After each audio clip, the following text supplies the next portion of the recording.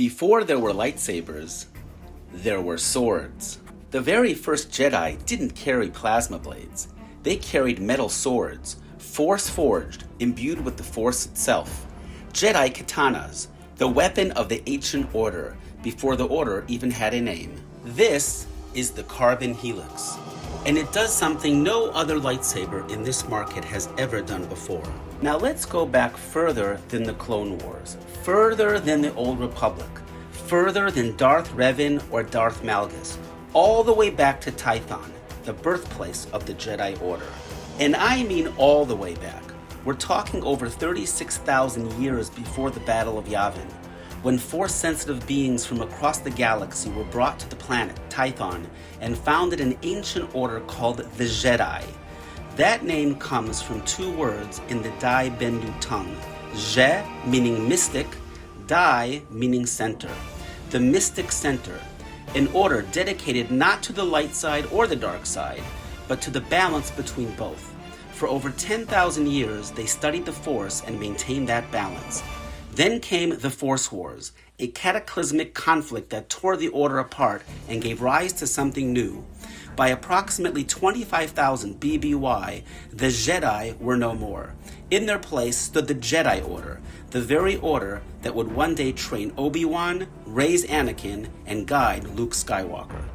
And the Jedi didn't carry lightsabers. They carried Force-imbued swords, metal blades forged by hand, infused with the Force as part of a warrior's initiation. Light side and dark side alike fought with them during the Force Wars of Tython, the earliest recorded conflict between light and darkness in the galaxy. That sword tradition didn't end with the Jedi. It carried forward into the Jedi Order that descended from them. And it wasn't just the Jedi who carried these blades. The Sith developed their own version, Force-strengthened swords described in the Book of the Sith as mirrors of the ones carried by the earliest Force wielders on Tython. The same weapon, two sides of the Force, one common origin. Swords never truly disappeared from the Star Wars galaxy. They endured for thousands of years on both sides, long after the lightsaber was invented. And now, in a different way, the blade endures again. This saber draws from no single character. It's not screen accurate to anything, but when you hold it, a combat-ready blade this thin, this flexible, built from materials those ancient Jedi couldn't have imagined, you're connecting to the oldest idea in Star Wars lore.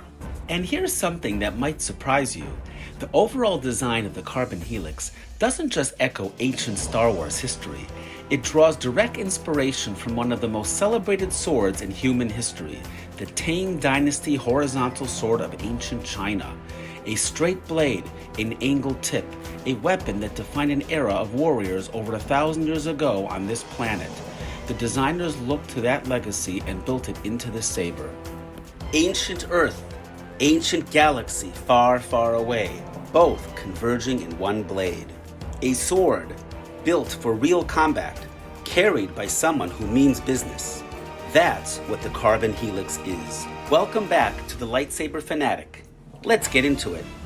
Before we get into the saber itself, let's talk about what you're getting the moment this arrives. The Carbon Helix ships in a hard protective case, and it's a two-tier setup. Open the case, and right there in the top foam layer, you'll find the hilt nestled perfectly in its cutout. And right alongside it, with its own dedicated cutout, sits a full metal RGB LED display stand. That's right, a stunning RGB LED display stand included right in the box. Allen wrenches and retention screws are tucked in alongside. Lift that top layer out, and underneath sits the blade, a protective scabbard, and remaining accessories. And that scabbard is worth noting. Most lightsabers don't come with one at all. This one is constructed from plastic and carbon fiber, keeping the blade protected when in standby mode, ready for whenever combat calls. Most lightsabers in the collector market are built around metal hilts.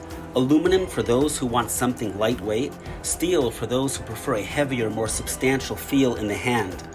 Both are solid choices that have served this hobby well for years. The Carbon Helix does something different.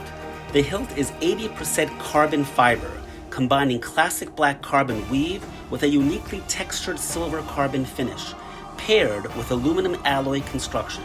What that gives you is a hilt that's rigid and purposeful, but meaningfully lighter than a full aluminum build. Every flat plane, every sharp transition, every piece of recessed hardware on this saber is a deliberate choice. At 10 5/8 inches long and less than an inch thick, this hilt feels like holding a precision instrument rather than a traditional lightsaber. And then there's the emitter. Instead of the traditional round tube design you see on almost every other lightsaber in the market, the Carbon Helix uses a long rectangular blade channel. It looks less like a weapon from a galaxy far, far away, and more like something an engineer designed. VADER'S Sabers describes it well by saying, "This is closer to advanced equipment than ceremonial weaponry, more railgun than relic." And having held it myself, that's exactly what it looks like in hand. Now let's talk about what I think is the most significant part of this saber, the blade. The standard lightsaber blade in this hobby is polycarbonate tubing. It works. It's been the industry standard for years. It's transparent, it diffuses light well, and the heavier grades can take a serious beating in combat. But it has a fundamental limitation. Under enough stress, it cracks. And once it cracks, it's done. The Carbon Helix blade is built differently. It's a two-part construction. The carbon fiber spine is rigid, but this is a different kind of rigid. Carbon fiber is one of the strongest materials by weight ever engineered by humans. Its breaking point under impact is dramatically higher than polycarbonate. And attached to that spine is a separate TPU section. That's the part that glows when the blade is ignited. The TPU absorbs the force of a clash and returns to shape, adding another layer of protection that polycarbonate simply doesn't have. TPU, thermoplastic polyurethane, is the same class of material used in high-performance phone cases, sports equipment, and automotive components. It's chosen for those applications for one reason: it handles impact differently than rigid plastic. It doesn't crack under pressure. It absorbs the energy, deforms slightly, and returns to shape. The elongation before failure for TPU can reach up to 600%, meaning it stretches dramatically before it gives. The carbon fiber spine prevents the blade from breaking under impact, while the TPU diffusion layer absorbs the force of a clash and returns to shape. Together, they give you a blade that can take real punishment without failing. What you get is a blade 28 inches long and just 3/8 of an inch thick throughout, less than half the thickness of a standard polycarbonate blade. There is nothing else like it in this market. The trade-off is brightness. A thin LED strip inside a thick diffusion layer is going to be softer than a traditional neopixel blade packed into a wider polycarbonate tube. But the engineers address this by adding photocurable diffusing powder directly into the TPU layer, producing a more even and consistent glow across the full length of the blade. Under the hood, the Carbon Helix is powered by a Xeno V3 soundboard. If you've handled other sabers from VADER'S Sabers in the past, this will feel familiar to you. 4 core menus cover volume, blade style, ignition effects, and sound fonts, controlled through a single button and motion gestures, simple to navigate once you've spent a few minutes with it. The Xeno V3 is configurable through the Xeno dedicated smartphone app, which handles firmware updates and blade length calibrations and all of the settings on your saber directly from your phone. Smooth swing is included. The sound responds naturally and continuously to every movement of the blade in real time. Full ignition, deflection, flash on clash, blaster block. The soundboard also includes music tracks on one of the available sound fonts. Additional sound fonts can be loaded onto the SD card for those who want to expand their options. Color customization is extensive. You can dial through a wide range of hues through the app and with physical gestures on the hilt itself. One practical tip before we move on, and this one is easy to miss. The blade is secured by 2 retention screws on either side of the hilt, which are straightforward to find and tighten. But there is a 3rd retention screw on the bottom of the hilt, recessed inside a small hole that's easy to miss. Make sure you tighten that one too. Without it, the blade can develop a slight wobble during use. Take the time to find it and secure it, and you'll never have an issue. A quick note on accessing the internals. The right side panel removes to reveal the battery and speaker, straightforward enough. However, a word of warning, some of the other screws on this saber are extremely tight from the factory. John Santos from the Collector's Outpost, who also reviewed this saber, mentioned the same issue and actually bent his screwdriver trying.